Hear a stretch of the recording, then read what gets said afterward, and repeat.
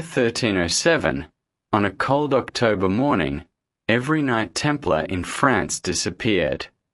Not fled. Not defeated in battle. They simply vanished. Within a single night, one of the most powerful orders in medieval Europe was gone, leaving behind empty castles, abandoned treasures, and a secret so dangerous that kings would kill for it. But what if I told you this ending was just the beginning? Tonight, we journey back 200 years before that fateful morning, back to dusty Jerusalem, where 9 knights made a discovery beneath Solomon's temple that would reshape the medieval world, and perhaps change everything you thought you knew about history itself. So settle in. Close your eyes. Let the weight of centuries wash over you as we uncover the true story of the Knights Templar. A tale of faith, power, mystery, and a secret that some say still exists today, waiting to be found. If you find peace in these ancient mysteries, consider subscribing. Each week, I'll guide you through another forgotten corner of history, perfect for drifting off to sleep. Now, imagine stepping through time itself. Feel the centuries melting away around you. The modern world fades, and you find yourself transported to an age of stone castles, burning torches, and secrets whispered in shadowed halls. You are no longer in your time. You are walking through history itself, about to witness events that would change the course of civilization forever. Feel the scorching Jerusalem sun on your face. The year is 1119, and you're walking through streets that have witnessed more history than any place on earth. The air shimmers with heat, filled with the prayers of pilgrims, the calls of merchants, and something else, something waiting to be discovered. But here's what the history books won't tell you. When Hugues de Payens and his 8 companions arrived in Jerusalem, they weren't really interested in protecting pilgrims. That was just the cover story. They called themselves the poor fellow soldiers of Christ and the Temple of Solomon. 9 men. Just 9. Yet within months, they had secured permission to excavate directly beneath the ruins of Solomon's temple, a privilege that would have taken most organizations years to obtain. Why were they given such unprecedented access? What did the authorities already know? Picture yourself walking with these 9 knights through Jerusalem's ancient limestone corridors. Feel the cool shadows cast by 1,000-year-old walls. Hear the echo of their footsteps as they descend into chambers that hadn't seen sunlight since biblical times. The air grows cooler as you go deeper. Your torch flickers against carved symbols that seem to watch you pass. The Jerusalem of 1119 was a city of contrasts. Christian crusaders controlled the streets above, but beneath the surface, layers of history stretched back millennia. Roman foundations rested on Jewish stones. Byzantine mosaics peeked through cracks in Crusader walls. And deeper still, in the bedrock beneath the Temple Mount, chambers carved by hands unknown waited in eternal darkness. These 9 knights descended daily into those depths. What were they looking for? Official records suggest they were simply establishing their headquarters in the ruins of the ancient temple. But witnesses reported sounds from below, the scrape of metal on stone, the rumble of massive blocks being moved, the whispered conversations that echoed up from the depths. For 3 years, they worked in secret. No new members joined. No pilgrims were officially protected. Yet their reputation began to spread through the royal courts of Europe with surprising speed. But what they found down there, that's when everything changed. For now, they appeared humble, poor, devoted. But appearances, as you'll soon discover, can be the perfect disguise for something far more extraordinary. As months turned to years, these 9 knights began to attract attention, not for their poverty, but for something else entirely. Letters began arriving from distant kingdoms. Messengers rode hard across continents carrying sealed documents. And slowly, quietly, the donations began to arrive. Something remarkable happened in those underground chambers. Within just a few years, the poor Knights Templar began receiving donations of staggering proportions. Kings across Europe started gifting them entire castles, vast lands, and treasures beyond imagination. But here's the curious thing. These donations often came from rulers who had never even met the Templars. It was as if word of their discovery had spread through the highest corridors of power like wildfire. The transformation was extraordinary. In 1120, they were 9 men with basic equipment and simple robes. By 1125, they owned lands in France, England, Spain, and Portugal. By 1130, they had become the wealthiest military order in Europe. What had changed? Imagine standing before a Templar fortress now. These aren't simple castles. They're architectural marvels that seem to defy the engineering knowledge of their time. Massive stone blocks fitted with impossible precision. Sacred geometric patterns carved into their walls. Underground chambers connected by tunnels that stretch for miles beneath the earth. Each castle tells a story. Each stone was placed with purpose. But what purpose? Take their fortress at Tomar in Portugal. The round church at its heart mirrors the design of the Church of the Holy Sepulchre in Jerusalem, but also incorporates elements found in no other Christian architecture. Octagonal chambers. Precise astronomical alignments. Windows positioned to capture specific star patterns on particular nights of the year. By 1139, something unprecedented happens. Pope Innocent II, one of the most powerful men in the medieval world, places the Templars under his direct protection. They answer to no king, no lord, no earthly authority save the Church itself. They're exempt from taxes, immune from local laws, free to travel anywhere, anytime. Think about that for a moment. What would convince a pope to grant such extraordinary privileges to a group that, officially, was just protecting pilgrims? The papal bull Omne Datum Optimum didn't just grant privileges. It transformed the Templars into the first truly international organization since the Roman Empire. They could cross borders without inspection. Their messengers carried diplomatic immunity. Their properties became sovereign territory. Listen. Can you hear it? In the great halls of Templar commanderies, the whisper of robes against stone. The soft scrape of quill on parchment as they document their activities. The clink of gold, so much gold, flowing through their treasuries. But most intriguingly, the hushed conversations that stop whenever an outsider approaches. They're no longer just knights. They've become bankers, diplomats, architects of something vast and intricate. Their network spans from Ireland to the Holy Land, from Scotland to Spain. But beneath all this worldly success, something older and far more mysterious is stirring. The Templars had invented banking as we know it. A merchant in London could deposit gold and withdraw silver in Jerusalem, using nothing but a coded document.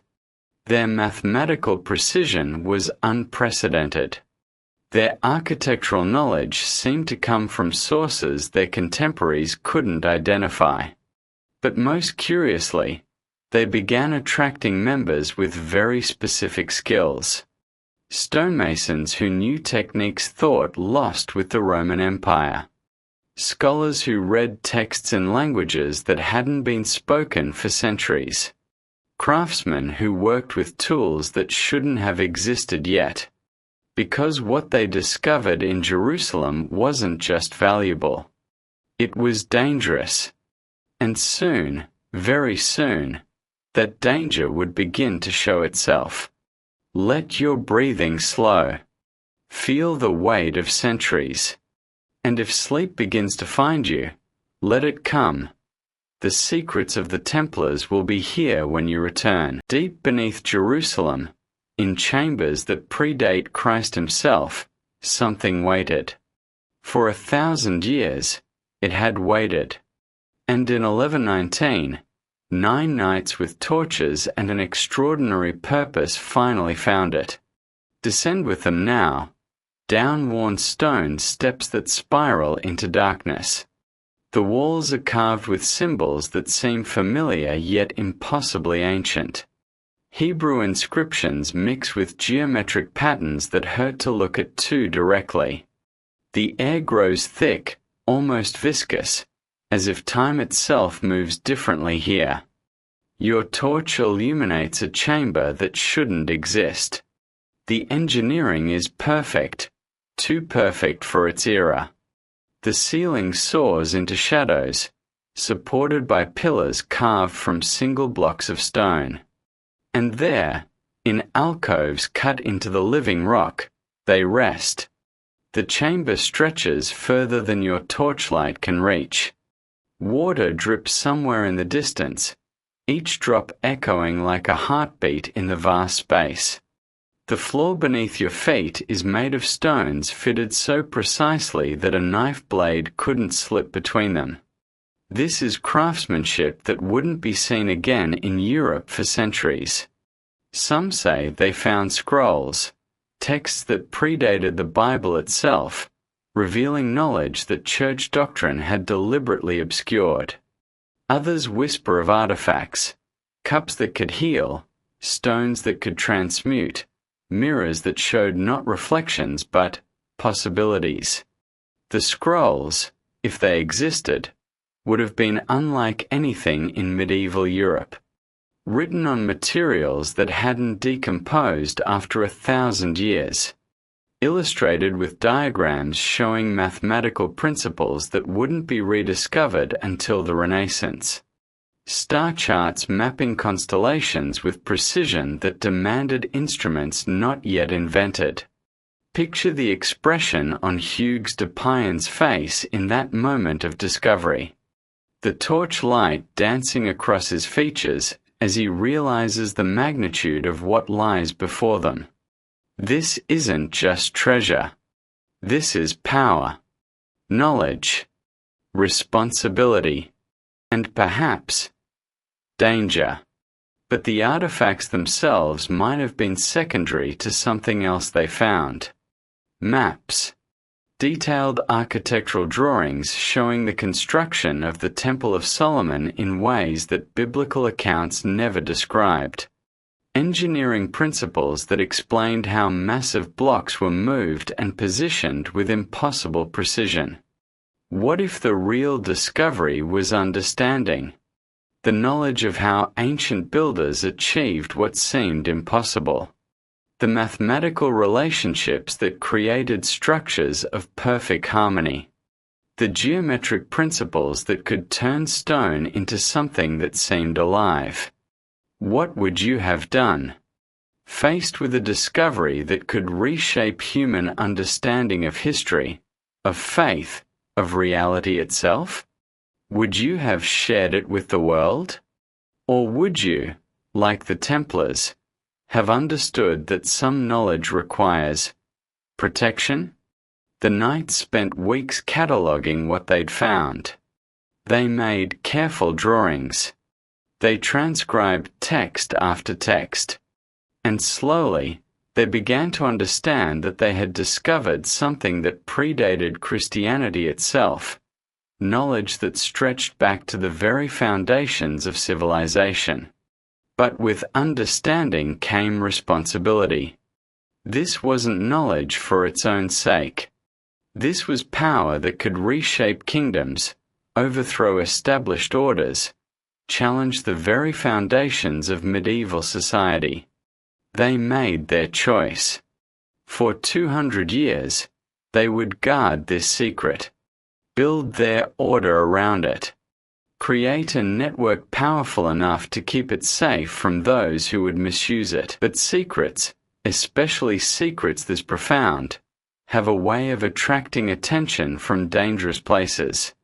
And in the shadows of European courts, that attention was already beginning to stir. Kings and nobles had noticed the Templars' rapid rise to power. They had seen the architectural marvels, the mathematical precision, the knowledge that seemed to come from nowhere. Some wanted to possess it. Others wanted to destroy it. All wanted to control it. The year is 1307. Friday, the 13th of October. Dawn hasn't yet broken over France, but King Philip IV's soldiers are already moving. Across the entire kingdom, a coordinated strike of impossible precision unfolds. Every Templar commandery, every castle, every safe house, simultaneously breached. It's a military operation of stunning sophistication, planned in absolute secrecy for months. But here's what makes it truly extraordinary. Philip's men know exactly where to look. They go straight to hidden chambers, secret vaults, concealed passages that even many Templars didn't know existed. Someone had betrayed them. Someone with access to their deepest secrets.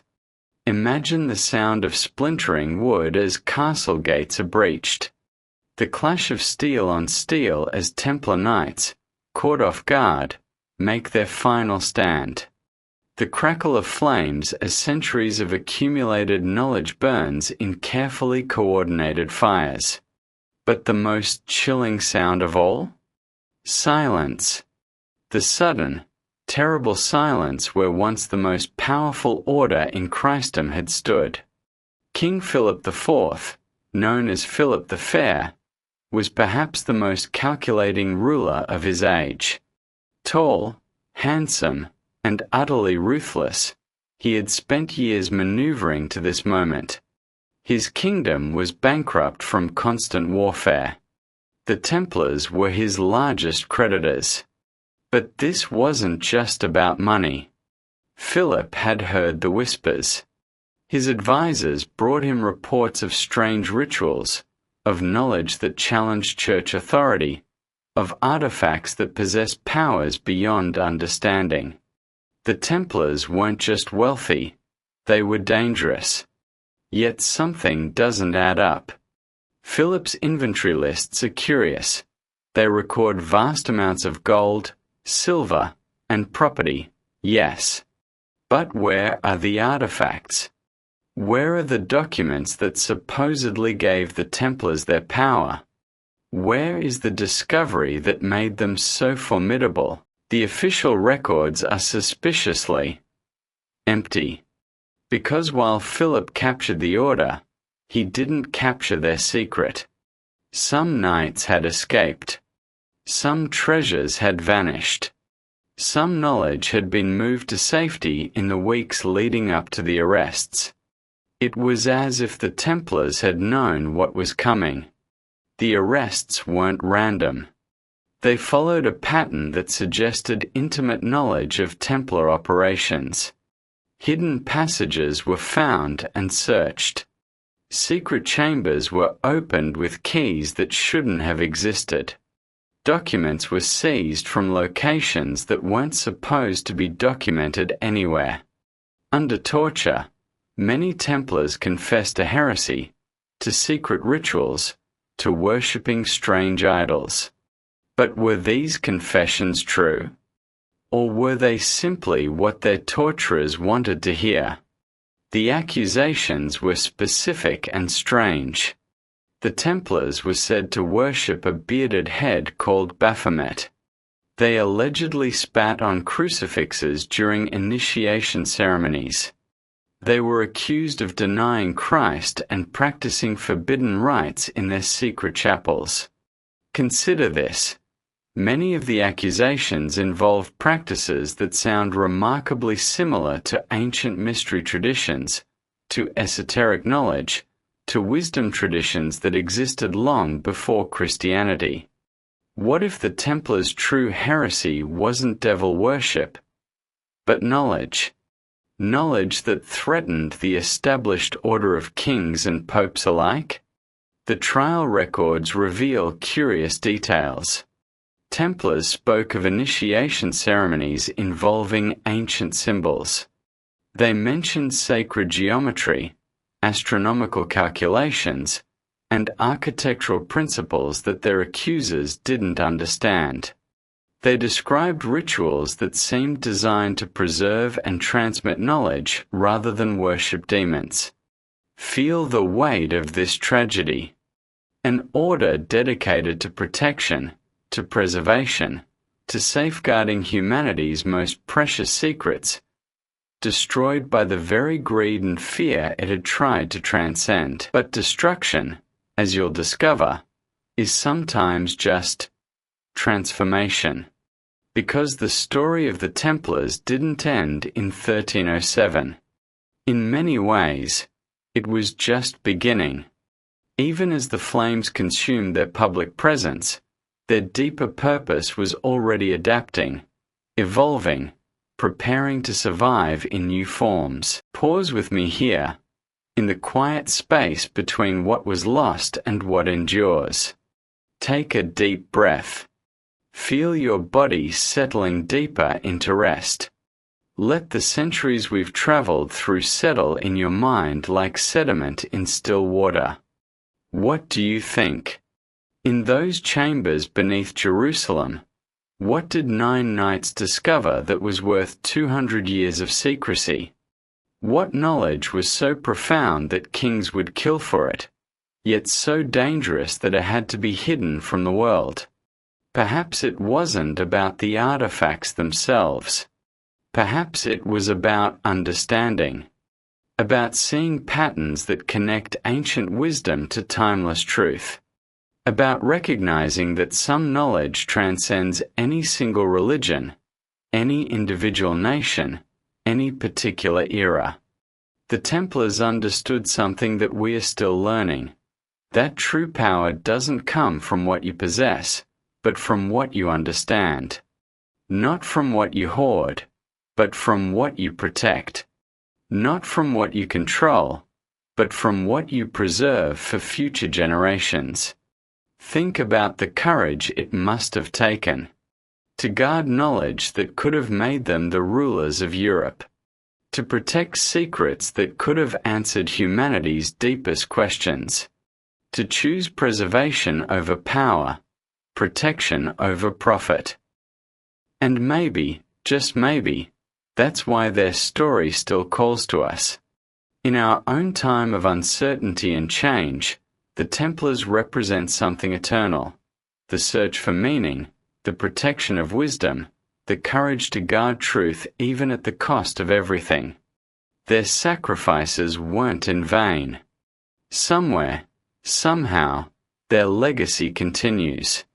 The knowledge they protected, the wisdom they preserved, the understanding they guarded, it survived.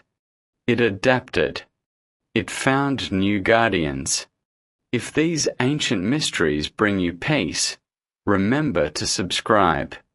Each week, we'll explore another corner of history's greatest enigmas, perfect for drifting off to deeper understanding. Now, let's discover what happened to their legacy, and why, 700 years later, we are still searching for their secrets. Here's a curious fact. Within 50 years of the Templars' official dissolution, Secret societies bearing remarkable similarities to their practices began appearing across Europe. The Freemasons, the Rosicrucians, the Knights of Columbus, groups that claimed to preserve ancient wisdom, that used similar symbols, that practiced rituals strangely reminiscent of what the Templars were accused of in their trials. Coincidence? Or continuation? The evidence is everywhere once you know where to look. Masonic lodges built with the same architectural principles as Templar commanderies. Rituals that echo the initiation ceremonies described in the trial transcripts. Symbols that appeared on Templar seals now carved into the cornerstones of government buildings and cathedrals. Walk through any major city today. Look up at the buildings around you. See those geometric patterns in the architecture? Those symbols carved into cornerstones? Those proportions that somehow feel perfect, harmonious, right? The influence of Templar knowledge, their understanding of sacred geometry, of architectural principles, of symbolic meaning, never disappeared. It simply adapted. Consider the great cathedrals built in the centuries following the Templars' dissolution. Notre Dame de Paris, Chartres Cathedral, Westminster Abbey. Each demonstrates engineering and mathematical knowledge that supposedly didn't exist in medieval Europe. Each incorporates proportional relationships that create spaces of extraordinary beauty and acoustic perfection. Who were the master builders who designed these marvels? Historical records are strangely vague. They're referred to only as the masters, anonymous figures who appeared, created wonders, and vanished back into obscurity. But their knowledge lived on in the craft guilds, the stonemasons, the architects, the builders who passed down techniques from master to apprentice in carefully guarded traditions. The same traditions that would eventually evolve into modern Freemasonry. And then there's the greatest mystery of all, the Holy Grail. Not just a cup, but a symbol of divine knowledge, of spiritual understanding, of the connection between heaven and earth. The search for the Grail became the great quest of medieval literature. Arthurian romances spoke of knights who sought not just a vessel, but transformation, understanding, enlightenment. The stories describe a treasure that could only be found by those pure enough in heart and wise enough in spirit to recognize it. What if the Grail was never meant to be found in the way we think of finding? What if it's not hidden in some castle vault or mountain cave, but encoded in understanding itself, in the ability to see the sacred in the ordinary, the eternal in the temporal, the infinite in the finite?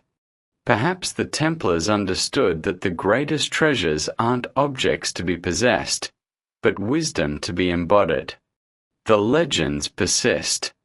In every generation, explorers search for Templar treasure.